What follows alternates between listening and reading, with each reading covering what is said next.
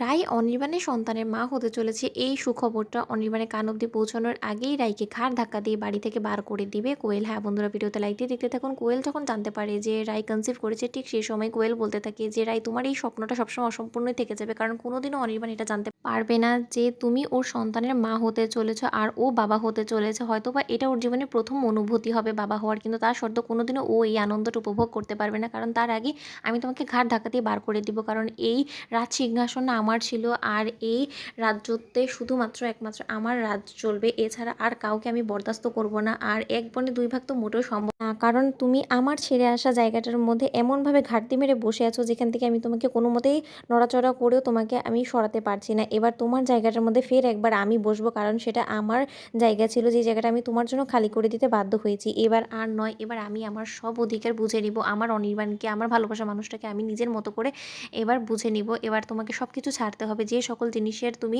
স্বপ্ন দেখেছিলে সেই স্বপ্ন সব কিছু আমি তছনছ করে শেষ করে দিব। রাই, তুমি শুধু অপেক্ষা করো আর কয়েকটা দিন, আমি একবার এই বাড়িতে পুরোপুরি আমার কবজা করে ফেলি, তারপরে দেখো আমি তোমাকে কীভাবে নাকানি চুবানি খাই এই বাড়ি থেকে দূর দূর করে তাড়িয়ে দিই। ওদিকে রাই যখন অনির্বাণকে দেখতে পাই, ঠিক সেই সময় অনির্বাণকে বলতে থাকে রাই, অনির্বাণ তোমার কোনো এক্সপ্লেনেশন দেওয়ার আছে এই ম্যাটারটা নিয়ে? তখন অনির্বাণ বলতে থাকে যে সেসব কিছু ছাড়া আমি খুব ভালো করে জানি যে আমি এখন কোনো কিছু বললে তুমি নিশ্চয়ই আমার উপরে বিশ্বাস করবে না, আমাকেই বিশ্বাসঘাতক বলে মেনে নিয়েছো যখন, তাহলে বরঞ্চ তুমি তোমার সেই মেন্টালিটি নিয়ে থাকো, আমি নিজেকে নির্দোষ প্রমাণ করতে যাবো না। রাই, ওদিকে রাই বলতে থাকে যে তাহলে তুমি কি করবে বলো তো, আমি তোমাকে তো সময় দিয়েছি নিজেকে নির্দোষ প্রমাণ করার জন্য, তুমি চাইলে সেটা ইউজ করতে পারো। এই কথা বলা মাত্র অনির্বাণ বলতে থাকে যে সেসব কিছু ছেড়ে আমাকে একটা কথা বলো তো, যে তুমি আমার কাছ থেকে কী কথাটা লুকিয়ে গেলে? তখন তো তোমার আমার কিছু জরুরি কথা ছিল তাই না? যখন কোয়েল আমাদের মাঝখানে ঢুকে পড়লো, এ কথা বলা মাত্র কোয়েল হঠাৎ করে ঢুকে পড়ে বলতে থাকে যে রাই রাই দেখো না, আমার মেয়েটা কেন জানি না অনেক বেশি কানাকাটি শুরু করে দিয়েছে, ওর খুব শখ হয়েছে যে ওর বাবার সাথে ও একটু বাইরে ঘুরতে যাবে, তুমি প্লিজ একটু অনির্বাণকে বলে দেখো না, যদি ও একটু আমার মেয়েটাকে নিয়ে একটু বাইরে ঘুরে আসে তাহলে হয়তো আমার মেয়েটার মনটাও একটু ভালো লাগতো, কারণ ও তো সব কিছু থেকেই সবসময় চিরতরে বঞ্চিতই ছিল,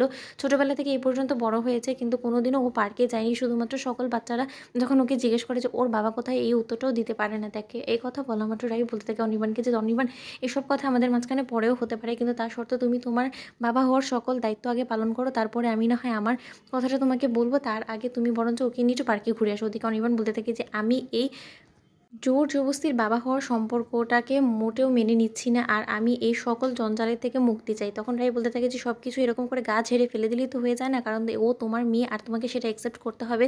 তুমি যতই গা বাঁচিয়ে চলার চেষ্টা করো না কেন অনির্বাণ, সবসময় সব কিছু তোমার মন মতন হবে সেরকমটা তো নাও হতে পারে তাই না? কোয়েল, তুমি একদম টেনশন করো না, আমি অনির্বাণকে যখন একবার বলে দিয়েছি তাহলে অনির্বাণ অবশ্যই ওকে নিয়ে বাইরে যাবে। এই কথা বলা মাত্র কোয়েল বলতে থাকে যে এটা তো একটা শুধু তালবাহানা, যাতে তুমি কোনো মতেই নিজের প্রেগনেন্সি নিউজটা অনির্বাণের কাছে না পৌঁছতে পারো, আর এটা কখনো সম্ভব হবে না। তোমাদের ভিডিওটা ভালো লাগলে লাইক, শেয়ার, সাবস্ক্রাইব করতে ভুলো না।